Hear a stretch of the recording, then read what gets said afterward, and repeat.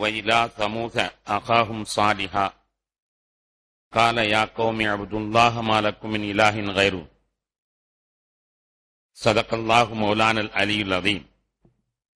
اللهم صل على سيدنا محمد شمس الأنبياء وبدر المرسلين وكتب الأولياء وافتخار المتقين تاج الأمة شفيع المذنبين شفيعي يوم القيامة يا الله يا هادي يا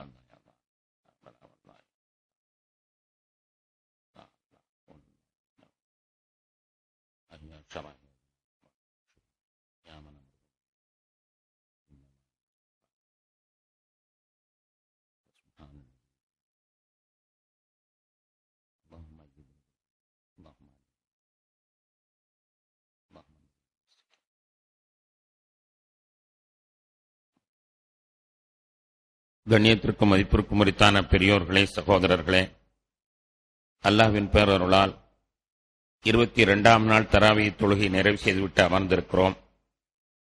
சிறப்பான இந்த நாட்களில் அல்லாஹ் தன்னுடைய அடியார்களுக்கு வழங்குகின்ற அனைத்து நற்பாக்கியங்களையும் நம் அனைவர்களுக்கும் தந்தருள் புரிவானாக. இன்றைய இரவுகளில் நரக விடுதலை வழங்குகிற ரப்புல் ஆலமீன் நம் அனைவர்களுக்கும் அத்தகைய நரக விடுதலையை வழங்கி அருள் புரிவானாக. இந்த 10 நாட்களில் ஒளித்து வைத்திருக்கின்ற லைலத்துல் கத்ரை அடைந்து தொழுது 1000 மாதங்களை விட சிறப்பான பாக்கியத்தை பெறக்கூடிய நல்லடியார்களாக, பாக்கியசாலிகளாக நம்மை அல்லாஹ் ஆக்கி அருள் புரிவானாக. கண்ணியத்திற்குரியவர்களே, நபிமார்களுடைய சரித்திர வரிசையில் நபி சாலிஹ் அலைஹிஸ்ஸலாத்து வஸ்ஸலாம் அவர்களுடைய சரித்திரத்தை இன்று சிந்தனைக்கு நாம் எடுத்துக்கொண்டோம். அல்லாஹு தஆலா சாலிஹ் அலைஹிஸ்ஸலாத்து வஸ்ஸலாம் அவர்களை 17 தடவை திருக்குர்ஆனிலே அவர்களுடைய பெயரை குறிப்பிடுகிறான். மக்காவிற்கும் தபூக்கிற்கும் இடையிலுள்ள ஹிஜ்ரு என்ற ஊரிலே அவர்கள் வாழ்ந்து வந்தார்கள். அந்த மக்கள் வீடு கட்டுவதிலே அதிகமான ஈடுபாடு கொண்டவர்கள். எனவே அழகான வீடுகளையும் அமைத்துக் கொள்வார்கள். அது மட்டுமல்லாமல் பாறைகளை செதுக்கி அதிலேயே வீடுகளை பாறைக்குள்ளேயே அவர்கள் அமைத்துக் கொண்டு மிகவும் சுகவாசியாக வாழ்ந்து கொண்டிருந்தார்கள். ஆனாலும் கூட அவர்கள் இறை நிராகரிப்பாளர்களாக இருந்த காரணத்தினால் நபி சாலிஹ் அலைஹிஸ்ஸலாத்து வஸ்ஸலாம் அவர்களிடத்திலே உண்மையை எடுத்துச் சொல்லி ஏக இறைவனுடைய தத்துவத்தை அவர்களிடத்தில் பரப்ப முயற்சி செய்தார்கள்.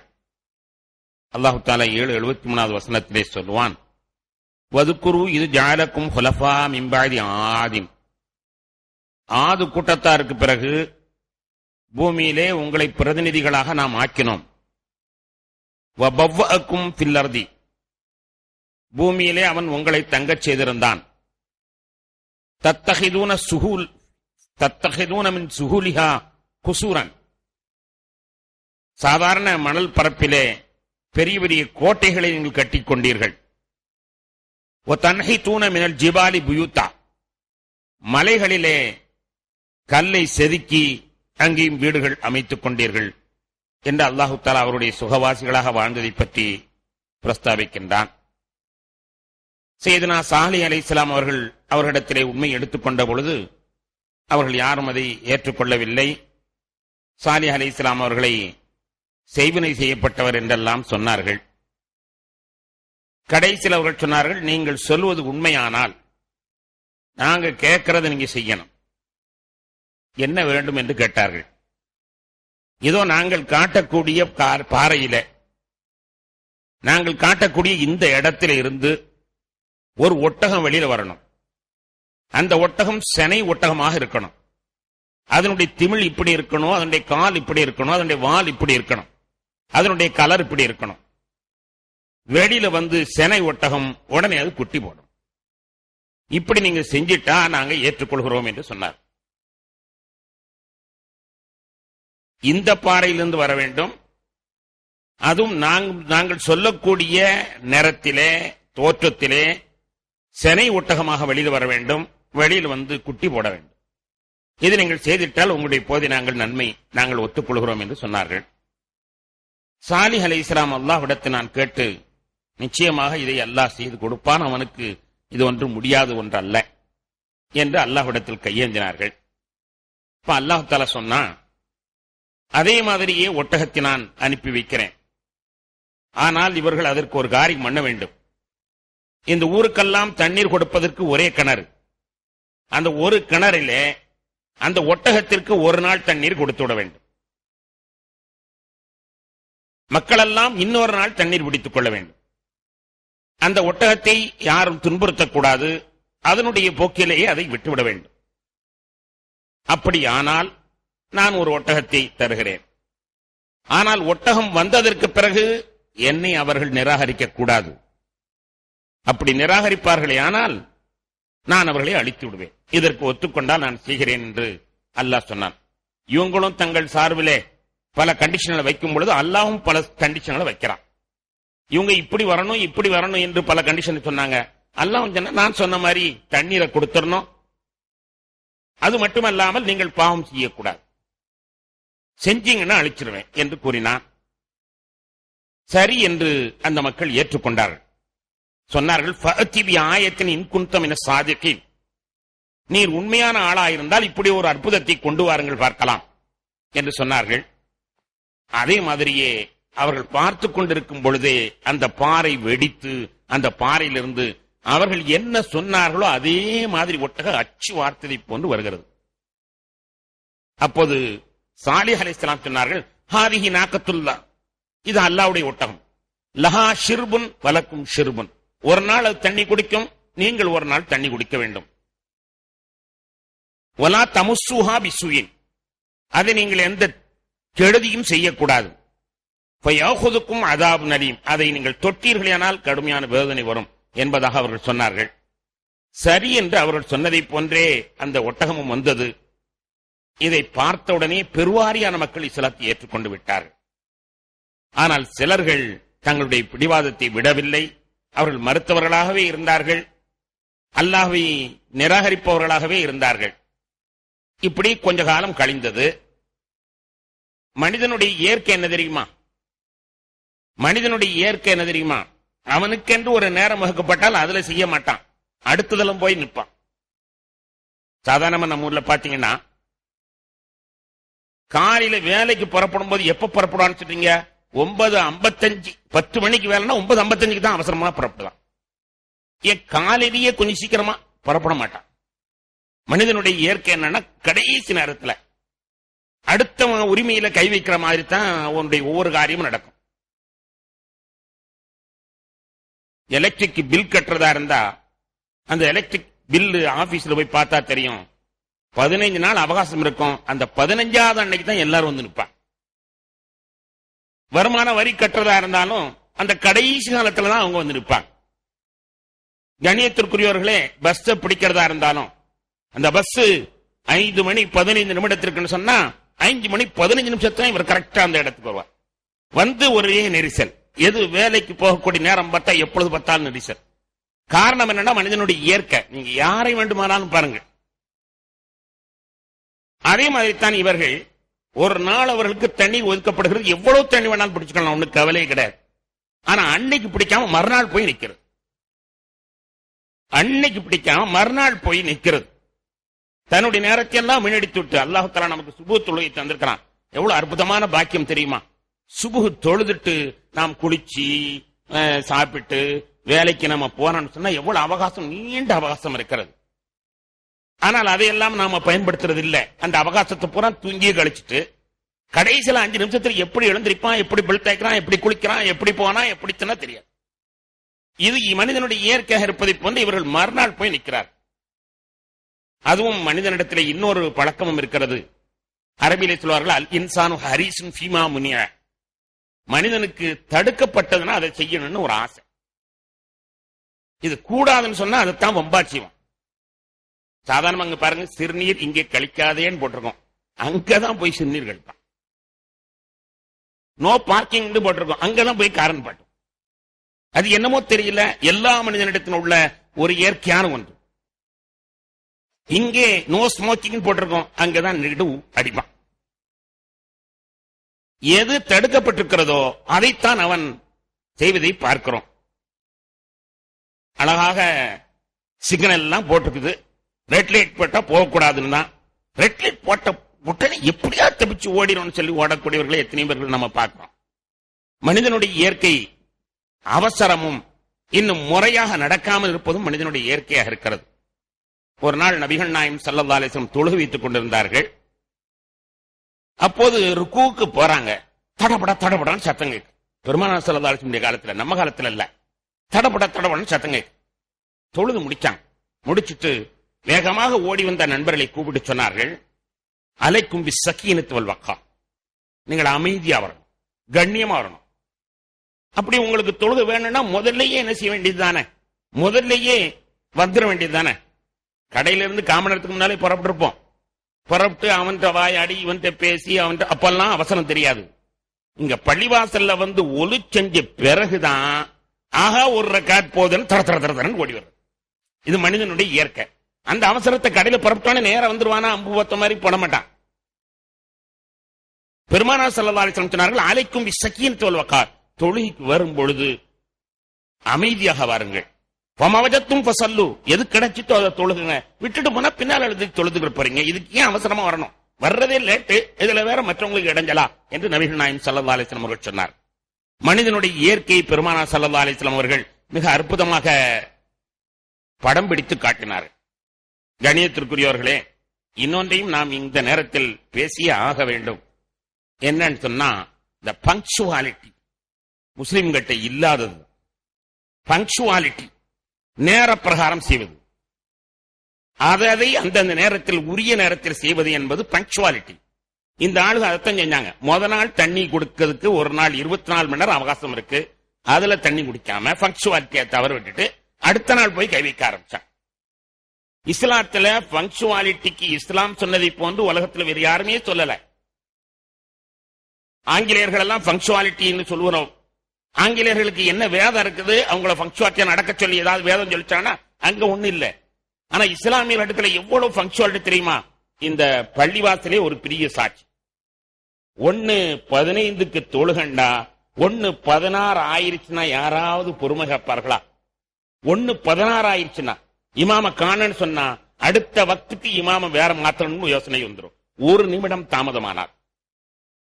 பங்க்சுவாலிட்டியை நமக்கு தொழுகையிலே கணிக்கப்படுகிறது. இந்த நேரத்தில் தொழுகண்டா அந்த நேரத்தில் யார் வந்தாலும் வராவிட்டாலும் இமாம் அந்த நேரத்துக்கு வந்துடணும். இப்ப நம்ம பாக்குறோம் 2:29 அப்படி 29 அங்க பெரிய ஹஜ்ரத் இலியாஸ் ஹஜ்ரத் அவர்கள் வந்துருவார்கள். 29:30 ஆயிருச்சுன்னு சொன்னா அங்க அப்துல் ரஹ்மான் ஹஜ்ரத் வந்துடுவார்கள். பாக்குறமே எவ்வளவு பங்க்சுவாலிட்டி. ஒரு நாளைக்கு 5 தடவை மண்டையில அடிச்சு சொல்லி தரப்படுகிறது பங்க்சுவாலிட்டியா இருந்து. இந்த மனுஷன் பங்க்சுவாலிட்டி இல்லைன்னா இவனுக்கு வேற எதை வச்சு இவர்களை திருத்த முடியும்?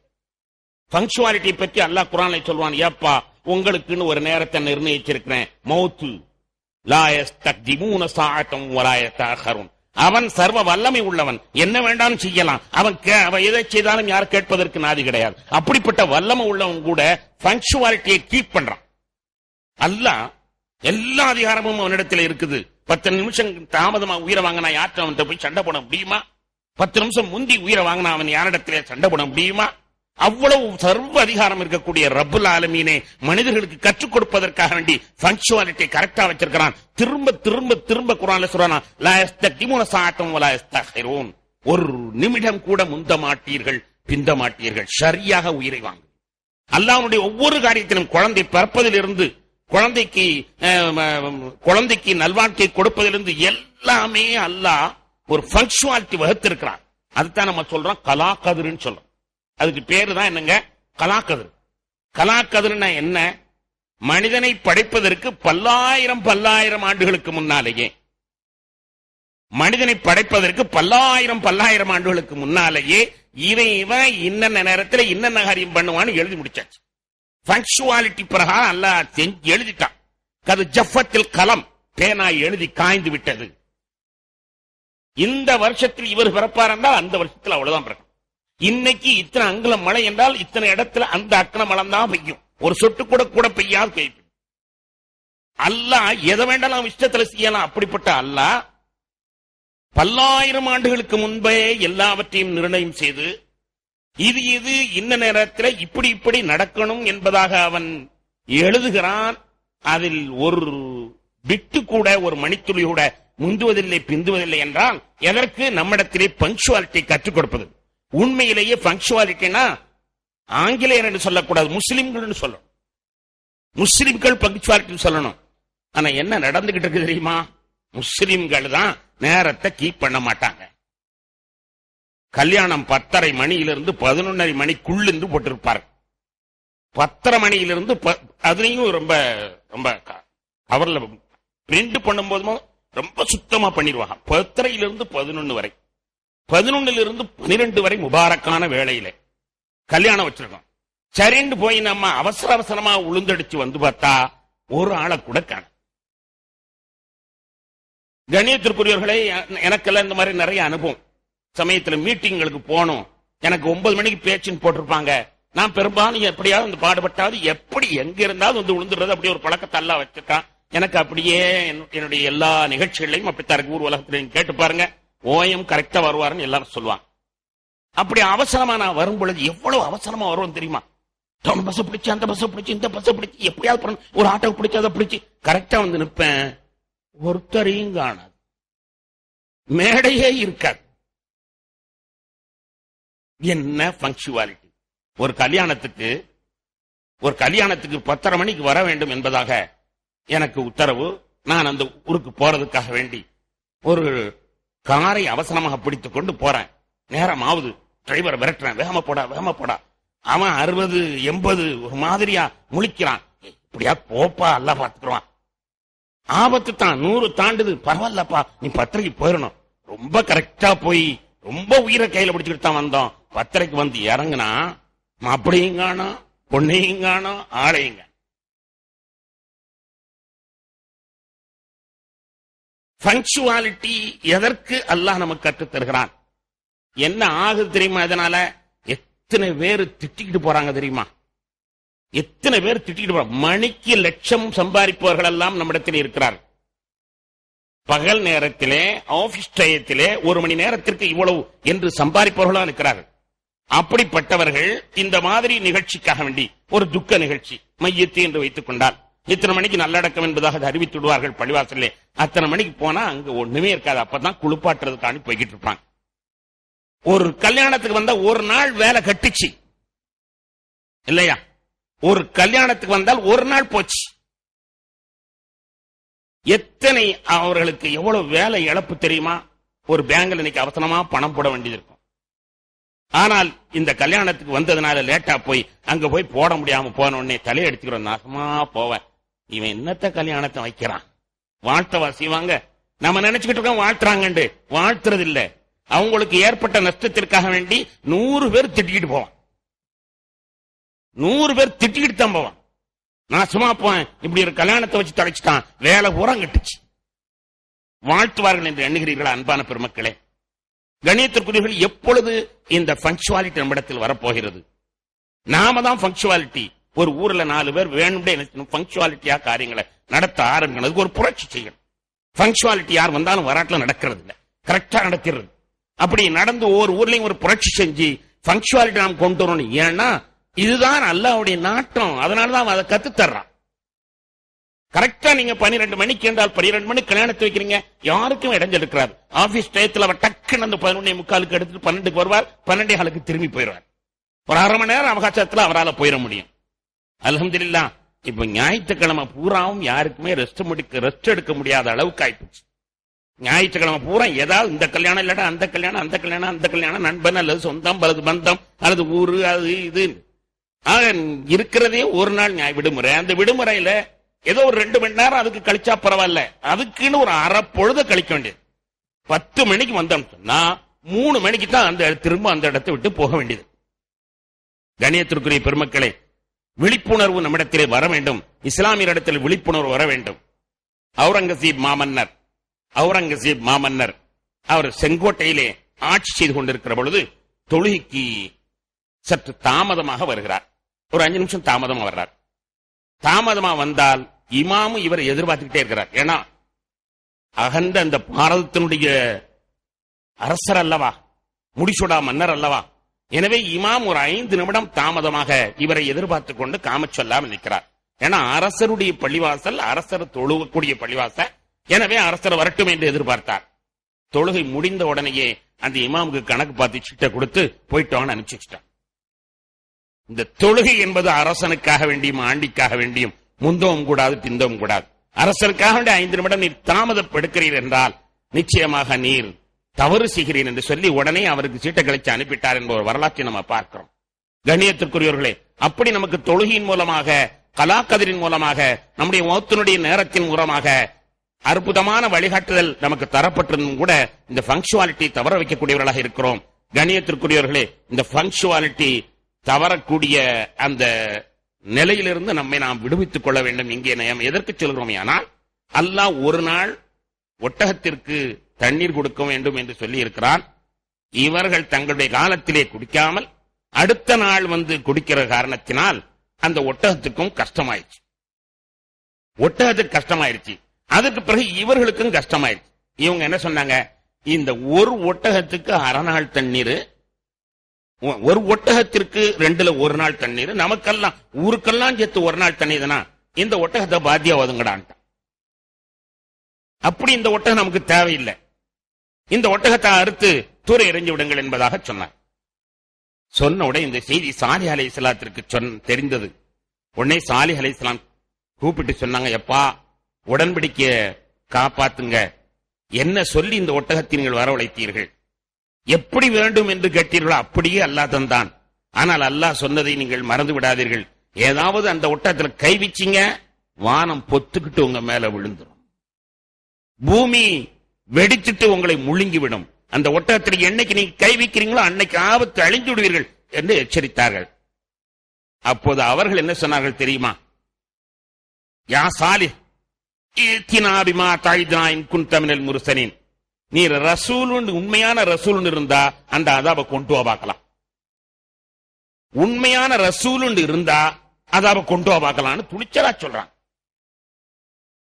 சாலிஹ் அலைஹிஸ்ஸலாம் எவ்வளவு சொல்லி பார்த்தார்கள், அவர் கேட்கவில்லை. கடைசியில ஒருத்தன் குதார் என்று அவனுக்கு பெயர், குதார் என்று ஒரு பெயர், அவன் அதை அறுப்பதற்கு துணிந்து விட்டான். கண்ணியத்திற்குரியவர்களே, வரலாறுகளிலே பல செய்திகள் நமக்கு தரப்படுகிறது. ஆவதும் பெண்ணாலே அழிவதும் பெண்ணாலே என்று ஒரு பழமொழி ஒன்று சொல்வார். ஆவதும் பெண்ணாலே அழிவதும் பெண்ணாலே என்று ஒரு பழமொழி சொல்லி, சையதுனா ஹவ்வா அலைஹிஸ்ஸலாத்து வஸ்ஸலாம் அவர்கள் காரணமாகத்தான் ஆதம் அலைஹிஸ்ஸலாம் இப்படி தடுக்கப்பட்ட கனியை உண்டார்கள். அதன் காரணத்தினால் நாம் உலகத்திற்கு சொர்க்கத்திலிருந்து துரத்தியடிக்கப்பட்டோம் என்று சொல்வார்களே, அது மாதிரி பல வரலாறுகளை நாம் எண்ணி பார்த்தோமேயானால் ஒவ்வொரு வெற்றிக்கு பின்னாலும் ஒரு பெண் இருக்கிறாள் என்று சொல்வதை போன்றே ஒவ்வொரு தோல்விக்கு பின்னாலும் ஒரு பெண் இருக்கிறாள். ஒரு தோல்விக்கு பின்னால் ஒரு பெண் இருக்கிறாள். குதார் என்பவனுக்கு ஒரு பெண் பிடித்தது. அந்த பெண்ணை போய் பெண் கேட்டான். குதார் என்பவன், அவனை பற்றி வரலாறு முன்பே சொல்லுகிறது. சாலிஹ் அலைஹிஸ்ஸலாத்து வஸ்ஸலாம் அவர்கள் முன்பே இந்த ஒட்டகத்தை பற்றி செய்தி சொல்கிற பொழுது வருங்காலத்திலே குதார் என்பவன் இதை வெட்டுவான் என்றும் சொன்னார். அவன் சிவப்பா இருப்பான், அவனுடைய 2 கண்ணும் நீல நிறமாக இருக்கும், அவனுடைய மேலிலே இன்னும் அடையாளம் இருக்கும் என்பதை சொல்லிவிட்டார். சொன்ன உடனேயே மக்கள் எல்லாம் அப்படி எந்தாவது குழந்தைகள் இருக்கிறதா என்று பிறந்த குழந்தைகள் எல்லாம் போய் பார்த்தார்கள். ஒரு குழந்தைகளும் இல்லை. ஒரு 10-20 வருடம் கழிந்தது. பிறக்கக்கூடிய குழந்தைகள் எல்லாம் பார்த்தார்கள். கருநீலம் படைத்ததாக கண் இருக்கிறதா, சிவப்பாக ஆள் இருக்கிறானா, அந்த அடையாளத்தை பார்த்தார்கள். ஒரு பக்கத்திலும் இல்லை. கடைசியில ஒரு குழந்தை பிறந்துச்சு. ஆனா வந்து பிறந்த இடமோ பெரிய இடம், வந்து பிறந்த இடமோ பெரிய இடம், ரொம்ப பெரிய பணக்கார வீட்டுல வந்து அந்த குழந்தை பிறந்து. இவங்களால ஒண்ணுமே செய்ய முடியாது. ஏழை வீட்டுல இருந்தா ரெண்டு தான் வெட்டி போட்டிருப்பாங்க. பணக்கார வீட்டுல பிறந்தோடனே எல்லாரும் பேசாம இருந்துட்டாங்க. அவன் தான் அந்த குதார். அவன் ஒரு பெண்ணை காதலிச்சான். அந்த பெண்ணுடைய அம்மாட்ட போய் கிளவிட்ட போய் கேட்டான், எனக்கு பொண்ணு வேணும். அப்ப அவ சொன்னா, பெண்களுக்கு தான் இந்த தண்ணி பிரச்சனை, பெண்களுக்கு தான் குழாய் அடியில சண்டை போடுற பழக்கம், இந்த தண்ணி பிரச்சனை ஒரு நாள் நமக்கு தர முடியல என்று அந்த பெண்ணு சொன்னா, நீ ஒட்டகத்தை வெட்டிட்டு வந்துட்டா என் 4 மவளையும் உனக்கு தந்தார். ஒட்டகத்தை வெட்டிட்டு வந்தா 4 மகனை உனக்கு தருகிறேன். சரி என்று அவன் தான் போய் வெட்டினான். அந்த பெண்ணுக்கு ஆசைப்பட்டு அந்த ஒட்டகத்தை வெட்டினான். அன்பான பெருமக்களே, அன்று அவர்களுக்கு மிகப்பெரிய வேதனை காத்திருந்தது. கண்ணியத்திற்குரியோர்களே, அவன் அந்த ஒட்டகத்தை அறுத்தான். ஒட்டகத்தை அறுத்த உடனேயே சாலிஹ் அலைஹிஸ்ஸலாம் அவர்கள் அழுதார்கள். சாலிஹ் அலைஹிஸ்ஸலாத்தினுடைய எச்சரிக்கை அவர்கள் பொருட்படுத்தவே இல்லை. அதன் பிறகு அவன் அறுத்ததற்கு பிறகு குட்டி எப்படியோ தப்பிச்சு ஓடிடுச்சு. குட்டி தப்பிச்சு ஓடிடுச்சு. போய் அப்படி எங்கேயோ மலையில போச்சு. மலையில போனது என்ன ஆனது என்று இதுவரைக்கும் செய்தியே தெரியல. குர்ஆனிலையும் வரல, ஹதீஸிலையும் வரல. அந்த ஒட்டகம் குட்டி என்ன ஆனது? நம்ம சுதந்திர போராட்டத்தில் நேதாஜி சுபாஷ் சந்திர போஸ்னு ஒரு வீரர், அவர் இருக்கிறாரா இல்லையா இன்னும் ஒருத்தருக்கும் தெரியல. ஆனா அவர் எங்க கிளம்பி போனவர் இருக்கிறாரா இல்லையா இன்னும் அதை ஃபைல க்ளோஸ் பண்ணல. இறந்துட்டாருன்னு இன்னும் முடிவு பண்ணல. அது இருக்கிறாரான்னு யாரும் சொல்லவும் இல்லை. அதே மாதிரி இது ஒரு குட்டி அழுதுகிட்டே போச்சு. அம்மாவை கொண்டு செஞ்ச உடனே இதை அழுதுட்டு போய் மலைக்கு மேல ஏறிச்சு. இவன் பின்னாலே துரத்திக்கிட்டு போனான். அவர் ஒரு பாறையில் போய் புகுந்துச்சு. என்ன ஆச்சு என்று தெரியவில்லை. கண்ணியத்திற்குரியவர்களே, அதன் பிறகு சாலிஹ் அலைஹிஸ்ஸலாம் அவர்கள் சொன்னார்கள், அல்லாஹ்வுடைய வேதனை உங்களுக்கு வரப்போகிறது என்று சொல்லி 3 நாள் உங்களுக்கு அவகாசம். இதிலே நல்ல மனிதர்கள் எல்லாம் ஊரை காலி பண்ணி கொண்டு சென்று விடுங்கள் என்று சொன்னார். 3 நாட்கள் நல்லவர்கள் எல்லாம் ஊரை காலி பண்ணி கொண்டு சென்று விடுங்கள். ஈமானை கொண்டவர்கள் எல்லாம் ஊரை காலி பண்ணா சாமான் சட்டெல்லாம் காலி பண்ணிட்டு போயிடணும். ஏன்னா ஊரே அழிக்கப்பட போகுது.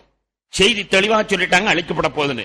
ஆனால் அந்த இறை மறுப்பாளர்கள் தைரியமாக இருந்தார்கள். முதல் நாள் அவர்களுடைய முகங்கள் எல்லாம் மஞ்சள் நிறமாச்சு. கூப்பிட்டு சொன்னாங்க, ஏன் மஞ்சள் நிறமாயிருச்சுடா, திருந்திக்கங்கடா, இப்போது உங்க முகத்தை பாருங்க, மாறிடுங்க, மன்னிப்பு கேளுங்க, அல்லாட்ட மன்னிப்பு கேளுங்க என்று சாலிஹ் அலைஹிஸ்ஸலாம் சொன்னார். போயா கிழிச்ச என்று சொல்லிட்டார். 2வது நாள் பார்த்தால் அவங்களுடைய முகம் இப்படி சிவப்பா மாறிச்சு. எல்லாருடைய முகமும் சிவப்பா மாறிச்சு. அதான் சரித்திரம் தெளிவாக சொல்கிறது.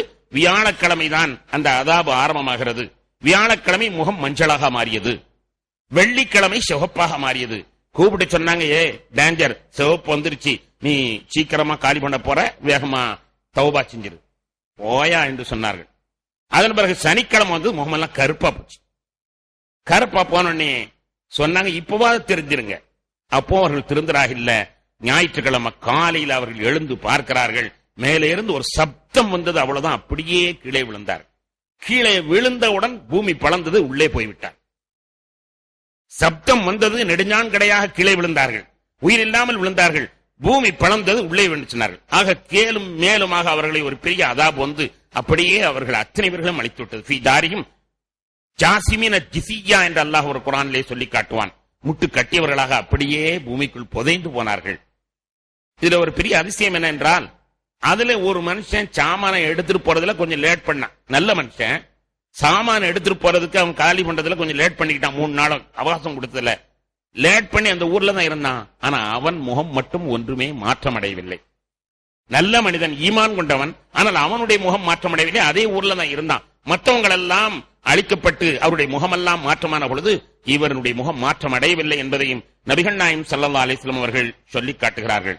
இன்னும் வரலாற்றிலே நாம் பார்க்கிறோம், ஒரு பெண்ணு வேகமாக ஓடி வருகிறாள். இந்த அதாபு அழிந்து கொண்டிருக்கிற பொழுது வேகமாக வெளியிலே ஓடுகிறாள். ஓடி வந்து பக்கத்து ஊருக்கு கோட்டமா ஓடி வந்து பக்கத்து ஊர்ல கிணற்றிலே பெண்கள் தண்ணீர் இறைத்துக் கொண்டிருக்கிறார்கள்.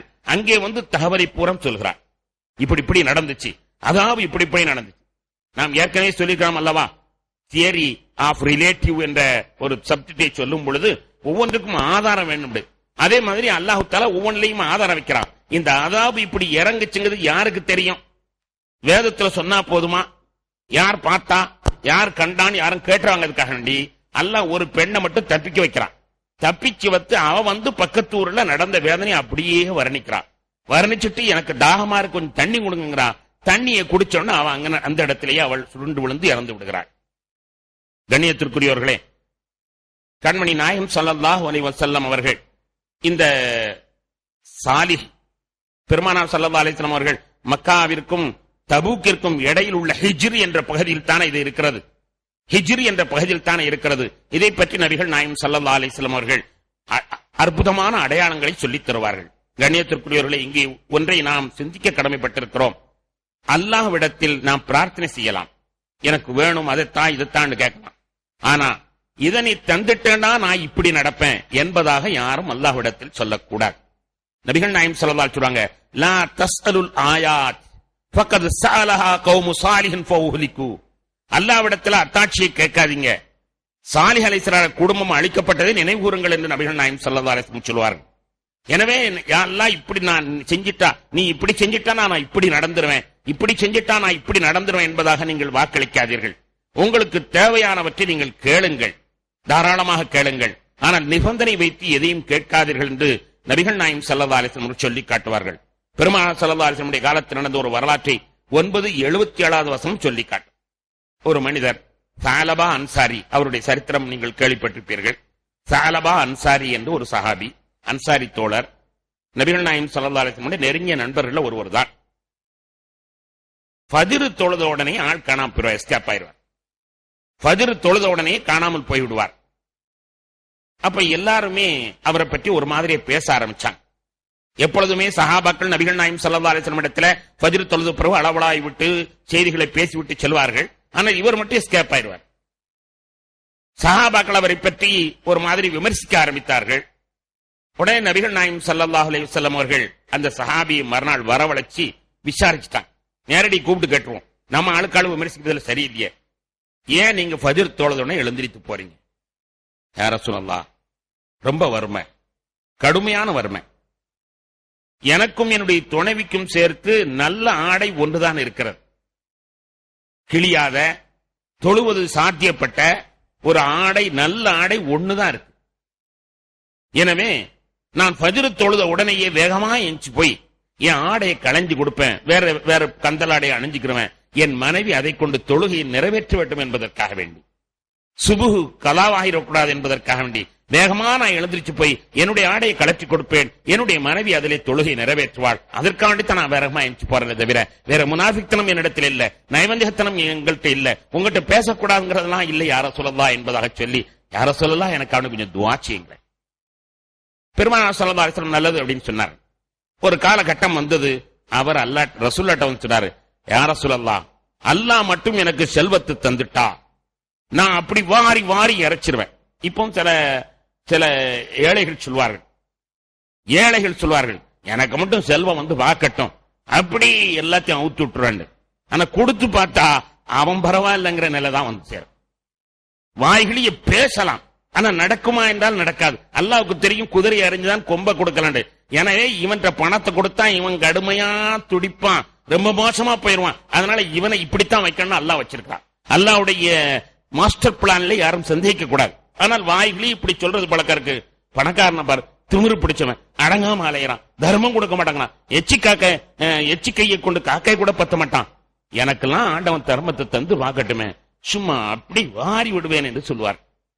இந்த முறையில் இந்த மனிதனும் சொன்னார், யார சொல்லலாம், அல்லாஹ் எனக்கு செல்வத்தை மட்டும் தந்துட்டா தர்மத்திலேயே நான் அழிச்சிருவேன் யார சொல்லலாம் என்பதாக சொல்லுகிறார். அல்லாஹ்வே குர்ஆன்ல சொல்றான், ஒமின்ஹும், அவங்கள சில பேர் இருக்கிறாங்க, மன் ஆஹதல்லாஹ, அல்லாஹ்ட்ட உடன்படிக்கை பண்ணுகிறாங்க, லைன் ஆத்தானா மின் ஃபத்லிஹி, அல்லாஹ் தர்ம செல்வத்தை தந்தால் லனஸத்தகன்ன, நான் தர்மம் செய்வேன், வலனகூனன்ன மினஸ் சாலிஹீன், நல்லவனாக ஆகிவிடுவேன் என்று அவர்கள் உடன்படிக்கை செய்கிறார். அல்லாஹ்ட்டே உடன்படிக்கை செய்றாங்க, யா அல்லாஹ் எனக்கு செல்வத்தை தந்து பார், நான் எவ்வளவு தர்மம் செய்றேன் பார் என்பதாக அவர் சொல்லுகிறார். நபிகள் நாயகம் ஸல்லல்லாஹு அலைஹி வஸல்லம் அவர்கள் பேசாம இருந்து விட்டார்கள். தினமும் வர்றது, யார சொல்லா எனக்கு துஆ செய்யுங்க, கஷ்டமா இருக்கு, ஒரு ஆடை என் பொண்டாட்டி நானும் அதிலேயே தொழுதுகிட்டு இருந்தோம், இவ்வளவு வறுமை, யார சொல்லலாம், துஆ செய்யுங்களேன். சரி என்று நபிகள் நாயகம் ஸல்லல்லாஹு அலைஹி வஸல்லம் அவர்களுக்கு வந்த ஒரு அன்பளிப்பான ஒரு ஆடு, அந்த ஆடு குட்டியோடு, செனை ஆடு, அதை கொடுத்தான். சரி, இதை வைத்து நீ பொழைத்துக் கொள்ளப்பா. பெருமானார் கொடுத்த பரக்கத்தினால அது வந்தது, 4-5 குட்டியை போட்டுச்சு, கொஞ்சம் பெருசாச்சு. அதுக்கப்புறம் இப்படி குட்டி பெருக பெருக கூட்டம் ஆடு அதிகமாக ஆரம்பிச்சது. அதிகமான ஆடு அதிகமான உடனே தினமும் போய் ஒரு வயல்வெளியில் சென்று மேய்த்து விட்டு திரும்ப வருவார். கொஞ்ச நாள் போன உடனே இவ்வளவு தூரம் போயிட்டு வர்றது சிரமமா இருந்துச்சு அவரு. அதனால லொஹருக்கும் அசருக்கும் வர்றதில்லை. ஃபஜ்ருக்கு தொழுதுட்டு போவார், போய் ஆடுகளை கொண்டு மேய்த்து விட்டு திரும்ப வந்து அடைத்து விட்டு மகரிப் இஷாவுக்கு தான் வருவார். முதல்ல லொஹருக்கும் அசருக்கும் அவர் காணாம போச்சு. இன்னும் கொஞ்சம் காலம் ஆனது, இன்னும் ஆடு பெருகிவிட்டது. பெருமானார் தொட்டு கொடுத்த பரக்கத்தல்லவா, ஆடு நிறைய பெருகிச்சு. மந்த மாதிரி ஆயிடுச்சு. மந்த மாதிரி ஆறின உடனே இவர் தினமும் ஊருக்கு வந்துட்டு வெளியில போயிட்டு வர்றது சிரமமா இருந்துச்சு. அதனால தூரமான ஒரு இடத்திலேயே ஒரு இடத்தை தயார் செய்து ஆடுகளை எல்லாம் அங்கேயே போட்டு அதற்கு காவலாக அவர் அங்கே இருக்க ஆரம்பித்து விட்டார். அதனால நம்மள மாதிரி வாரத்துல 2 வேளை மட்டும்தான் பள்ளிவாசலுக்கு வர்றது, இல்ல வாரத்துல 1 வேளை மட்டும்தான் பள்ளிவாசலுக்கு வருவது என்று ஆகிவிட்டது. வாரத்துல 1 நாள் வெள்ளிக்கிழமை மட்டும்தான் வருவார், மற்ற நாள் வர்றதில்லை.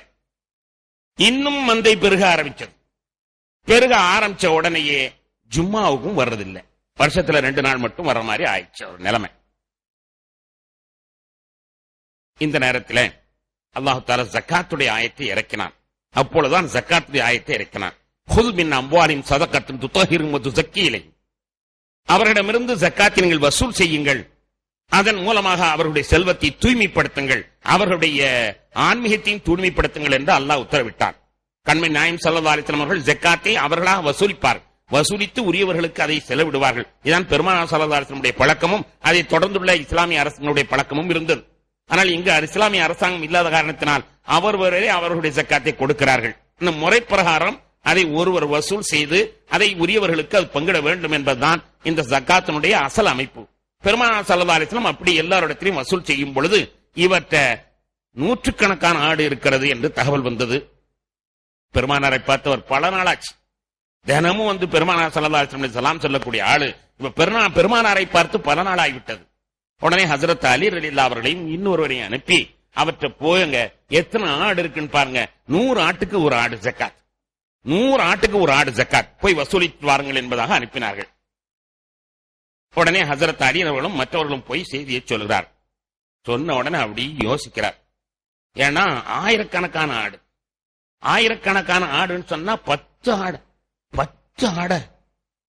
உடனே அவர் வாய் ஒரு மாதிரி பேச ஆரம்பிச்சு, இது என்ன ஜிஸ்யா வரி மாதிரி அல்லவா இருக்குது, இது என்ன வரி மாதிரி அல்லவா இருக்கு, தலைவரி மாதிரி இருக்குதே, நான் எவ்வளவு கஷ்டப்பட்டு இந்த ஆடை வளர்த்திருக்கிறேன், இந்த ஆடை இவ்வளவு பெருக்கிறது நான் எவ்வளவு முயற்சி பண்ணிருக்கிறேன், எவ்வளவு உழைப்பு உழைச்சிருக்கேன், சும்மா 10 ஆடை பிடிச்சு கொடுத்தா இது ஏதோ வரி மாதிரில இருக்குது என்பதாக அவர் பேசுகிறார்.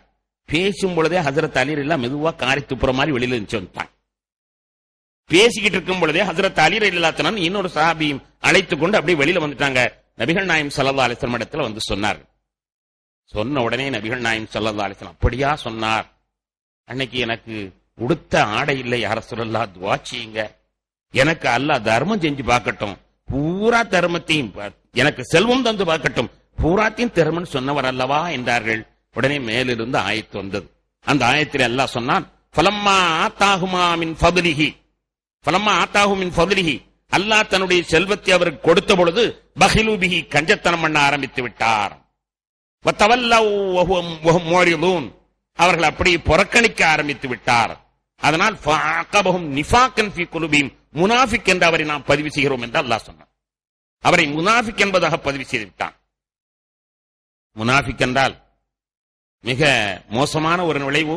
இன்னல் முனாஃபிகன ஃபி தரக்கில் அஸ்ஃபலி மினன் நார், நரகத்திலே கீழ்த்தட்டுக்கு செல்வார்கள் என்பதாக அல்லாஹ் குர்ஆனிலே சொல்கிறார். மிகவும் மோசமான ஒரு நிலைக்கு அவர் முடிவு செய்யப்பட்டு விட்டார். இந்த செய்தி எப்படியோ போய் நம்மள ஒரு ஆள் இப்படியே இருக்கும் செய்தி போய் சொல்றது. ஒரு ஆள் போய் செய்தியை சொல்லிட்டார். சொன்ன உடனே மந்தையெல்லாம் பார்த்துக்கிட்டு ஓடி வரார். ஓடி வந்து யார சொல்லா என்ன மன்னிச்சுக்கங்க, யார சொல்லா என்னைய மன்னிச்சுக்கங்க, யார சொல்லா ஜக்காத்து வேணுங்க, எவ்வளவு ஆடு வேணுமோ எல்லாத்தையும் எடுத்துக்கொள்ளுங்கள் என்று சொன்னார். நபிகள் நாயகம் ஸல்லல்லாஹு அலைஹி வஸல்லம், உன்னை முனாஃபிக் என்று அல்லாஹ் சொல்லிவிட்டான், முனாஃபிக்களுடைய தேவை எங்களுக்கு தேவையில்லை என்று சொல்லி மறுத்து அனுப்பிவிட்டார். அவரிடமிருந்து ஒரு ஆடு கூட பெருமானார் ஸல்லல்லாஹு அலைஹி வஸல்லம் தொட்டு பார்க்கவில்லை. அதன் பிறகு அவர் அப்படியே இருந்தார். பெருமானார் ஸல்லல்லாஹு அலைஹி வஸல்லம் வஃபாத் வரைக்கும் அவரை யாரும் ஏற்றுக்கொள்ளவில்லை. ஊர் ஒதுக்கி வைப்பது என்று சொல்வார்களே, அதுபோன்று அவரை ஒதுக்கி வைக்கப்பட்டது. யாரும் அவரிடத்தில் தொடர்பு இல்லை. அதன் பிறகு ஹஜ்ரத் அபூபக்கர் ரலியல்லாஹுடைய ஆட்சி காலம் வந்தது. அபூபக்கர் ரலியல்லாஹு அவர்கள் ஜனாதிபதியான உடனேயே புதிய ஜனாதிபதி வந்திருக்கிறார், நம்முடைய கோரிக்கை ஏற்பார் என்று அவர் ஆட்டை கொண்டு வந்தார். ஹஜ்ரத் அபூபக்கர் சித்திக் ரலியல்லாஹு தஆலா அன்ஹு அவர்கள் அவரிடமிருந்து ஏற்றுக்கொள்ளவில்லை. பெருமானார் ஸல்லல்லாஹு அலைஹி வஸல்லம் அவர்களை ஏற்றுக்கொள்ளாத பொழுது நானே எப்படி ஏற்றுக்கொள்வேன் என்று அவர்கள் திருப்பி அனுப்பிவிட்டார்கள். அதன் பிறகு ஹஜ்ரத் உமர் ரலியல்லாஹு ஜனாதிபதியான பொழுது அப்பொழுதும் அவர் ஹயாத்தோடு இருந்தார், அப்பொழுதும் ஆட்டு உடையவராக இருந்தார், அப்பொழுதும் ஆட்டை கொண்டு வந்தார். ஹஜ்ரத் உமர் ரலியல்லாஹு தொழாதே, பக்கத்துல வராதே, உன்னை கொலை பண்ணி விடுவேன் என்று அவர்கள் எச்சரித்து விட்டார்கள். அதன் பிறகு ஹஜ்ரத் உஸ்மான் இப்னு அஃபான் ரலியல்லாஹு காலத்திலேயும் ஒரு வாழ்ந்தார், ஆட்டை கொண்டு வந்தார், ஆனால் ஏற்றுக்கொள்ளப்படவில்லை. அவர் அப்படியே முனாஃபிக்காகவே இறந்து விட்டார் என்பதாக திருக்குர்ஆனுடைய வரலாறு சொல்கிறது. எதற்கு அல்லாஹ் இதை சொல்கிறான் என்றால், நான் அப்படி செஞ்சா இப்படி கிழிச்சிருவேன், இப்படி செஞ்சா அப்படி கிழிச்சிருவேன், இந்த விளையாட்டெல்லாம் அல்லாட்ட வேண்டாம். ஏன்னா மனுஷன் அப்படித்தான் நினைப்பான், பேசுவான். ஆனா அல்லாட்ட அப்படி விளையாட்ட வேண்டாம். அப்படி நடந்து விட்டால் நீ சரியாக நடக்கவில்லை, ஆனால் அவன் கடுமையான தண்டனை தந்து விடுவான். இதோ இந்த மக்கள் ஒட்டகம் எங்களுக்கு அனுப்பினால் நாங்கள் கட்டுப்படுவோம் என்று சொன்னார்கள். ஒட்டகம் அனுப்பின பொழுது அதை கொன்றார்கள். அதன் காரணத்தினால் அவர்கள் அழித்து ஒழிக்கப்பட்டார். கண்ணியத்திற்குரிய பெருமக்களே, திருக்குர்ஆன் தரக்கூடிய அந்த பாடத்தை நம்முடைய சிந்தனைகளிலே நன்கு பதிவு வைத்துக் கொள்ள வேண்டியவர்களாக இருக்கும். அல்லாட்ட கையேந்தி கேளுங்க, வேணாம் சொல்லல. எனக்கு ரப்பே, எனக்கு அப்படியே மழையா வெட்டுக்கிளிய கொட்டு கேளுங்க, வேணான்னு சொல்லல. யாரெல்லாம் எனக்கு இந்த இடத்தை பூரா தங்கமா மாத்தி, ஏதோ உனக்கு என்னென்ன தோணுச்ச கேளு. ஆனால் அதே நேரத்தில் நீ இப்படி தந்தா நான் அப்படி செஞ்சிருவேன் என்பதாக மட்டும் அல்லாஹ்விடத்தில் வாயாடி விடக்கூடாது, அல்லாஹ்விடத்தில் விளையாடி விடக்கூடாது என்பதை பல இடங்களில் அல்லாஹ் சொல்வான். லா தஸ்அலுன் அஷ்யாஇன் துப்தலக்கும் தசூக்கும். வேற இடங்களிலும் அல்லாஹ் தஆலா இதை சொல்லி காட்டுவான். கண்ணியத்திற்குரிய பெருமக்களே, இப்படி இந்த சமுதாயம் அழித்தொழிக்கப்பட்டது. அந்த இடம் 3 நாட்களுக்கு பிறகு அங்கே இருந்த மூமின்கள் எல்லாம் வெளியாகிவிட்டார்கள். இவர்கள் 3 நாளைக்கு பிறகு சாலிஹ் அலைஹிஸ்ஸலாம் அங்கே போய் பார்க்கிறார்கள். அவர்கள் தலையில் அடித்துக் கொண்டு அழுகிறார்கள். மக்களே, நான் சொன்னேன் கேட்காமல் போய்விட்டீர்களே, இப்படி அழிந்து போய்விட்டீர்களே. நான் முத நாள் எச்சரித்தேன், அப்பதா தெரிஞ்சிருக்க வேண்டாமா? 2வது நாள் எச்சரித்தேன், அப்பதா தெரிஞ்சிருக்க வேண்டாமா? 3வது நாள் எச்சரித்தேன், இப்பொழுதா தெரிஞ்சிருக்க வேண்டாமா? கைஃபா ஆசாலா கௌமின் காஃபிரின். எப்படி நான் உங்களை நினைத்து வைத்தறிக்கப்படுவேன் என்பதாக அவர்கள் சொன்னார்கள் என்பதையும் அல்லாஹ் குர்ஆனிலே சொல்கிறான். நபிகள் நாயகம் ஸல்லல்லாஹு அலைஹி வஸல்லம் அவர்கள் தாயிஃப் என்ற ஒரு தற்காப்பு, இங்கே இன்னொன்றை நாம் எண்ணி பார்க்க வேண்டும். யூத சமுதாயத்தவர்கள் சாலிஹ் அலைஹிஸ்ஸலாத்து வஸ்ஸலாம் அவர்களையும், அதாவது ஆது சமூது 2 கூட்டத்தாரை பற்றி அவருடைய சரித்திரத்தில் அதிகமாக இடம்பெறவில்லை. ஆது கூட்டத்தை பற்றியும் சமூது கூட்டத்தை பற்றியும் எதுவும் சரித்திரத்தில் இடம்பெறவில்லை. இப்பொழுது நாம் சொன்னது சமூத் என்று இந்த கூட்டத்தாருக்கு பெயர். ஹிஜ்ரி என்ற ஊரிலே வாழ்ந்தார்கள். ஆனால் மூசா அலைஹிஸ்ஸலாம் இவர்களை பற்றி குறிப்பிட்டிருக்கிறார்கள். 14:8வது வசனத்திலே மூசா அலைஹிஸ்ஸலாம் இந்த கூட்டத்தை பற்றி செய்தி அறிவிச்சிருக்கிறார்கள். ஆனால் என்னவோ அந்த மக்களிடத்தில் அது பிரபலமாகவில்லை. அலம் யஅதிக்கும் நபவுல்லதீன மின் கப்லிக்கும் கௌமு நூஹின் வ ஆதின் வ சமூத் வல்லதீன மின் பஅதிஹிம். மூசா அலைஹிஸ்ஸலாம் அவர்கள் சொன்னதாக அல்லாஹ் குர்ஆனிலே சொல்கிறான். நூஹ் அலைஹிஸ்ஸலாத்துடைய கூட்டமும் ஆது கூட்டத்தாரும் சமூது கூட்டத்தாரும் உங்களுக்கு முன்னால் உங்களுக்கு உபதேசமாக கழிந்து சென்றிருக்கிறார்கள் என்பதாக மூசா அலைஹிஸ்ஸலாம் அவர்கள் சொன்னார்கள். ஆனால் தௌராத்தை பின்பற்றுபவர்கள் இந்த விளக்கத்தை சொல்லவில்லை. கண்மணி நாயகம் ஸல்லல்லாஹு அலைஹி வஸல்லம் மிக தெளிவாக அந்த சமுதாயத்தை பற்றி நமக்கு அறிவித்திருக்கிறார்கள். தாயிஃப் என்று ஒரு தற்காப்பு யுத்தம், மக்கா வெற்றிக்கு பிறகு தாயிஃப் யுத்தம் நடந்தது. அந்த யுத்தத்திற்கு பெருமானார் ஸல்லல்லாஹு அலைஹி வஸல்லம் அவர்கள் செல்கிறார்.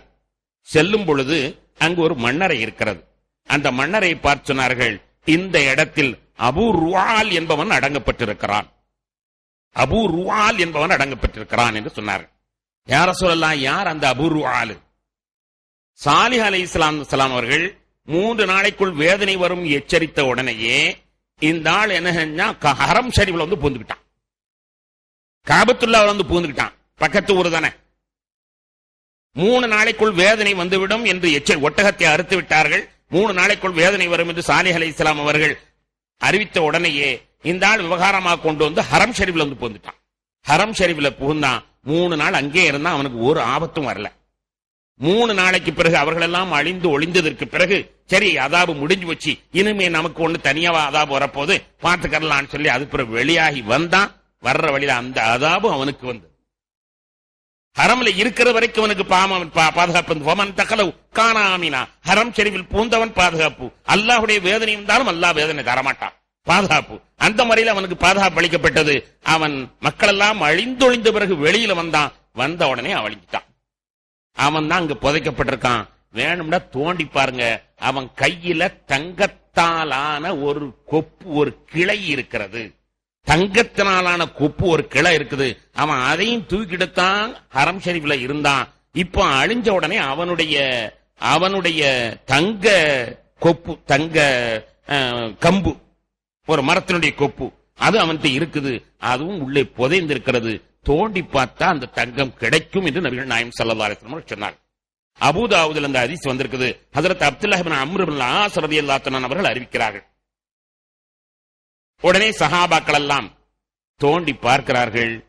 அந்த கம்பு தங்க கம்பு அப்படியே இருந்தது. இப்படி ஒரு சரித்திரம் நடந்ததை பெருமானார் ஸல்லல்லாஹு அலைஹி வஸல்லம் எவ்வளவு தத்ரூபமாக நமக்கு நிரூபித்து காட்டியிருக்கிறார். தங்க கம்பு இருந்தது, அபூர்வால் தான் அங்கே பதிக்கப்பட்டிருக்கிறான் என்பதற்கு ஆதாரமாக நபிகள் நாயகம் ஸல்லல்லாஹு அலைஹி வஸல்லம் சொன்னதை மாதிரியே அங்க தங்க கம்பு ஒன்று இருந்தது. அதை எடுத்தார்கள் என்பதை வரலாற்றில் பார்க்கிறோம். நாமெல்லாம் ஆசை, ரசூலுல்லாஹ் காலத்தில் நம்ம இருந்தாலும் இப்படி ஏதாவது 2 கம்பை காட்டி கொடுத்தாங்கன்னா போதுமே தங்கம் விற்கிற விலைக்கு என்பதாக நாம் ஆசைப்படுகிறோம். கண்ணியத்திற்குரியவர்களே, அந்த தங்கம் அது நல்ல வழியில் செலவு செய்யப்பட்டது என்பதை நாம் எண்ணி பார்க்க வேண்டும். அதன் பிறகு நபிகள் நாயகம் ஸல்லல்லாஹு அலைஹி வஸல்லம் இன்னொரு சந்தர்ப்பத்தில் தபூக் யுத்தத்திற்கான செல்கிறார்கள். புகாரிலையும் முஸ்லிம்லையும் இந்த ஹதீஸ் வந்திருக்கிறது. அப்துல்லாஹ் இப்னு உமர் ரலியல்லாஹு அன்ஹு அவர்கள் அறிவிக்கிறார். தபூக் என்ற ஒரு தற்காப்பு யுத்தம். பெருமானார் ஸல்லல்லாஹு அலைஹி வஸல்லம் அவர்கள் படையை வழிநடத்தி சென்று கொண்டிருக்கிறார்கள். சென்று கொண்டிருக்கிற பொழுது திடீரென்று முன்னால போனாங்க, அவசரமா போனாங்க. பெருமானார் ஸல்லல்லாஹு அலைஹி வஸல்லம் சற்று தாமதமாக வந்தார்கள். முன்னால் சென்றவர்கள் அவசரமா போனாங்க. அவசரமா போனவங்க ஒரு கிணத்துல தண்ணீரை பார்த்த உடனே அவங்களுக்கு ஆசையா இருந்துச்சு. அரபிக்காரங்களுக்கு தண்ணீரை பார்த்துட்டா குஷி தாங்காது. தண்ணீரை பார்த்தோன்னே ஆச்சரியமா இருந்துச்சு. கிணறு நிறைய தண்ணீர் கிடக்குது, அப்படி பொங்கி பொங்கி கிடக்குது. உடனே அதை எடுத்தார்கள், தான் குளித்தார்கள், துணிகளை துவைத்தார்கள், ஒட்டகத்துக்கு தண்ணீர் பாய்ச்சினார்கள், ஒட்டக தண்ணீரை சேமித்துக் கொண்டார்கள். அதன் பிறகு மாவை அதை கொண்டு குழைத்து ரொட்டியாக சுடுவதற்கு எல்லாம் தயார். அடுப்பு எரியுது, ரொட்டி வெந்துகிட்டு. பெருமானார் ஸல்லல்லாஹு அலைஹி வஸல்லம் அங்கே வந்தார்கள். வந்த உடனே பார்த்து விட்டு சொன்னார்கள், ஆஹா, சமூது கூட்டத்தார்கள் அழிக்கப்பட்ட கிணறு அல்லவா, அழிக்கப்பட்ட இடம் அல்லவா, இந்த தண்ணீரை எடுத்தா நீங்கள் பயன்படுத்தினீர்கள், இந்த தண்ணீரையா பயன்படுத்தினீர்கள் என்று பெருமானார் ஸல்லல்லாஹு அலைஹி வஸல்லம் அந்த குழைத்த மாவு அனைத்தையும் நீங்கள் ஒட்டகத்துக்கு தீனியா போட்டு விடுங்கள், ஒருவர் கூட அந்த மாவை சாப்பிடக்கூடாது. குழைத்த மாவு, ரொட்டி சுட்டை எல்லாத்தையும் ஒட்டகத்துக்கு தீனியா போட்டு ஒருவர்கள் சாப்பிடக்கூடாது. எந்த பாத்திரத்தை இந்த தண்ணீரை கொண்டு விளக்கிறீர்களோ அந்த பாத்திரத்தை திரும்பவும் விளக்கிக் கொள்ளுங்கள். உங்களுடைய ஆடைகளை நீங்கள் துவைத்திருந்தால் அது வேறொரு தண்ணீரிலே திரும்பவும் துவைத்துக் கொள்ளுங்கள் என்று ஸல்லல்லாஹு அலைஹி வஸல்லம் சொன்னார்கள். அதாபு இறங்குற இடம் உலகம் உள்ளளவும் அதாபு இறங்கிக் கொண்டுதான் இருக்கும். எனவே அதாபு இறங்கக்கூடிய இடத்திலே நீங்கள் போக வேண்டாம் என்று நபிகள் நாயகம் ஸல்லல்லாஹு அலைஹி வஸல்லம் அவர்கள் சொல்லி எல்லாத்தையுமே கொட்டச் சொல்லிவிட்டார்கள். பெருமானார் ஸல்லல்லாஹு அலைஹி வஸல்லம் அவர்கள் மேலும் சொன்னார்கள், இன்னி அக்ஷா யுஸீபக்கும் மிஸ்லமா அஸாபஹும். அந்த ஹிஜ்ர் என்ற ஊருக்கு உள்ள கூட நீங்கள் நுழைய வேண்டாம். ஹிஜ்ர் என்ற ஊருக்கு நீங்கள் உள்ள நுழையக்கூட வேண்டாம். அப்படி நீங்கள் உள்ளே நுழைவீர்களே ஆனால் அவர்களுக்கு ஏற்பட்ட வேதனை உங்களுக்கும் வந்து சேரும் என்று நபிகள் நாயகம் ஸல்லல்லாஹு அலைஹி வஸல்லம் அவர்கள் எச்சரித்தார்கள். அப்போது ஒருத்தர் கேட்டார், நம்மள மாதிரி ஆளு கேட்டார், சும்மா சுற்றுலா தானே, சும்மா சுற்றி பார்த்தா தானே எல்லாம் தெரியும், சுற்றி பார்த்தா தானே எல்லாம் தெரியும் என்பதாக ஒருவர் கேட்டார். நம்ம ஒரு சார்ஜ் சொல்லுவோம், கல்யாணத்துக்கு டிவி எடுப்போம், வீடியோ எடுப்போம். என்னன்னு கேட்டா எல்லாம் ஒரு நினைவு சின்னம் தானே. அவன் நேரமா பொண்ணத்தான் திரும்ப திரும்ப எடுப்பான், பொம்பளையத்தான் திரும்ப திரும்ப எடுப்பான். அதை கொண்டு போய் அவன் தனியா டவுன்லோடு பண்ணி என்னென்ன பண்றானோ தெரியாது. அதெல்லாம் நமக்கு தெரியும். தெரிஞ்சிருந்தாலும் நம்ம சொல்றது சார்ஜ் ஆப் என்ன தெரியுமா, அதெல்லாம் ஒரு நினைவு சின்னம் தான் பின்காலத்துக்கு என்பதாக நம்ம சொல்லுவேன். அதே மாதிரி ஒரு நண்பர் வந்து கேட்டார், யார சொல்லலாம் ஒரு நினைவு சின்னம் தானே, போய் பார்க்க வேணாமா, அவங்க எல்லாம் அழிஞ்சதை பார்க்க வேணாமா. அப்ப நபிகள் நாயகம் ஸல்லல்லாஹு அலைஹி வஸல்லம் அற்புதமாக சொன்னார்கள், அஃபலா உனப்பிக்கும் பி ஆஜபமின் தாலிக். இதை விட ஆச்சரியமான ஒரு செய்தி உங்களுக்கு நான் சொல்லட்டுமா. உங்களையே ஒரு மனுஷன் இதுவரைக்கும் நடந்ததை சொல்றான், நடக்க போறதை சொல்றான், இது உங்களுக்கு ஆச்சரியமா இல்லையா, அவன் பேச்சு உங்களுக்கு நம்பிக்கை இல்லையா என்றார். தன்னைத்தான் சொல்கிறார். ஸல்லல்லாஹு அலைஹி சொன்னார்கள், அஃப உனப்பிக்கும் ஆஜபமின் தாலிக. இதை விட உங்களுக்கு ஆச்சரியமான செய்தியை நான் சொல்லட்டுமா. ரஜுலும் மின் அன்ஃபுசிக்கும், உங்களுடன் உள்ள ஒரு மனிதன், யுனப்பியுக்கும் பிமா கான், முன்னால் நடந்ததை சொல்கிறான்.